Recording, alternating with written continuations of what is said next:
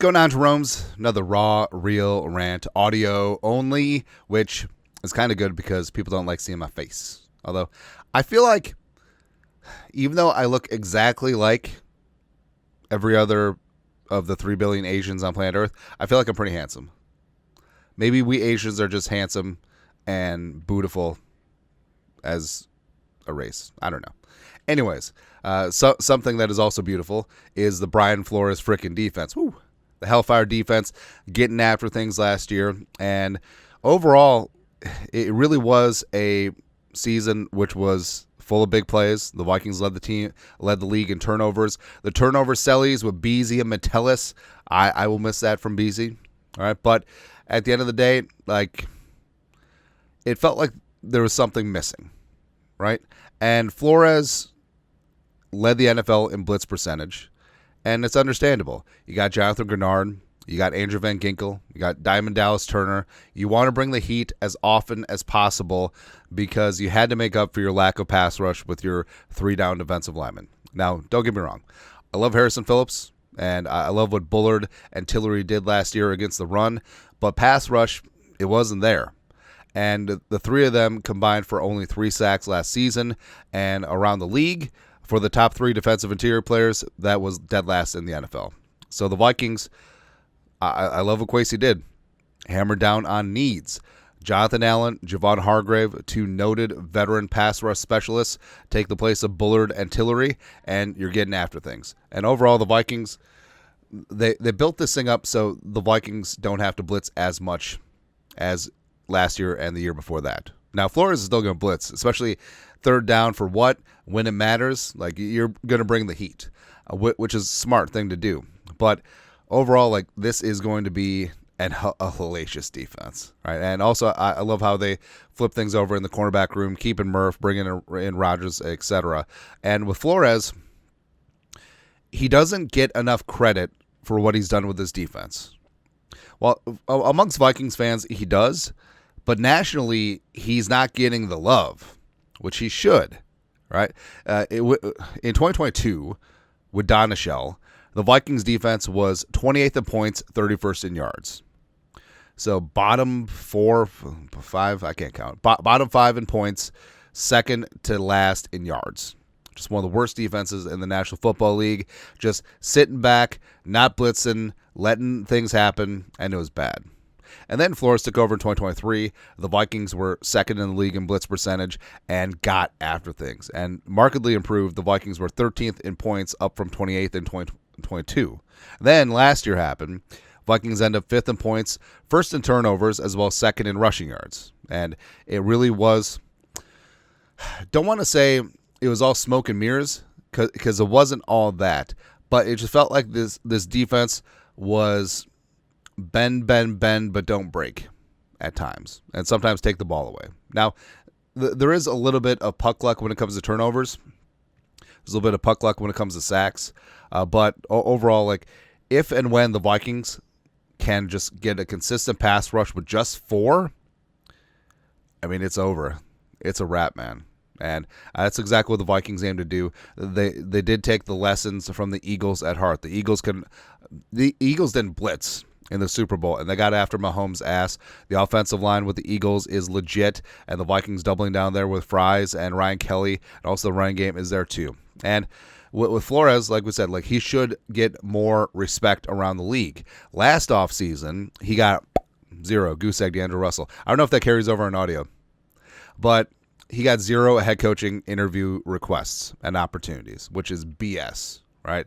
And Flores, yeah, and his time with the Dolphins as head coach, a little bit rocky at times. But the whole beef with Tua, which, Tua airing out beef in public, I don't know, man. But I do think that Flores has learned a lot in terms of leadership, in terms of personality, disposition, in terms of how, once he is a head coach again, how he needs to relate to his quarterback, even though he is a defensive-minded head coach, and all that stuff. All right, but this offseason, it was good. So he got requested and interviewed with the Bears, the Jets, and the Jaguars. Now, I don't think that he was a like a top 2 or 3 finalist for any of the jobs, but it's good to have his name out there again. And all it does is take one team, right? And I don't know, like there's a couple things working against him. Number one, teams want an offensive-minded head coach. I mean, they want a coach in the mold of Kevin O'Connell, a quarterback whisperer of their own, who there is a distinct competitive advantage in having your head coach be your offensive play caller and in place for a long time with your quarterback, right? Just having continuity is so monstrous. And if that's not the case, like say your head coach is defensive-minded or doesn't call plays, your OC, if you have any modicum of success, is going to get snatched over and over and over again. The quarterback's going to have to learn a new system.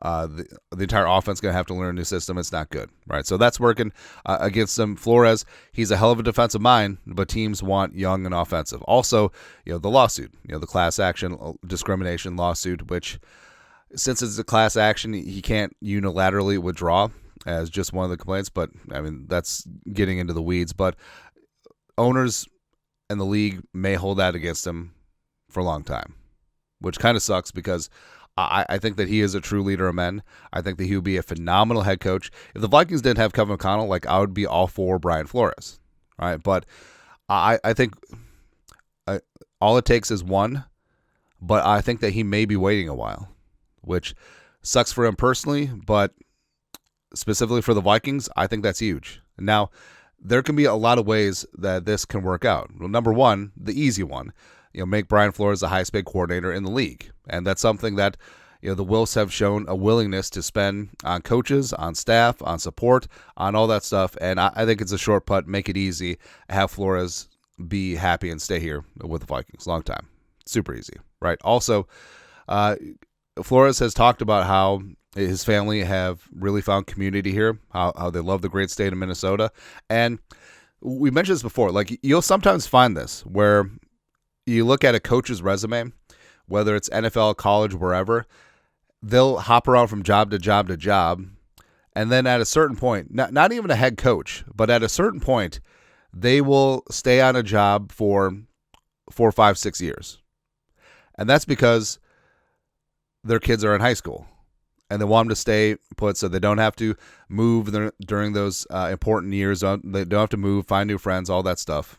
Right. So I think that could happen with Flores. As his family is growing, as kids are going through school and stuff, having them in one place, I mean, that is important for continuity for the kid and just making sure that they get off on the right foot during those very important years.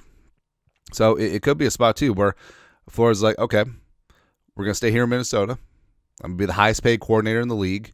We're going to whoop somebody's ass on defense over and over and over again. Because, I mean, outside of Harrison Smith and the 3 down linemen, Allen, Phillips, Hargrave, this is a very young defense. I guess Van Ginkel too. But overall, this is a very young defense.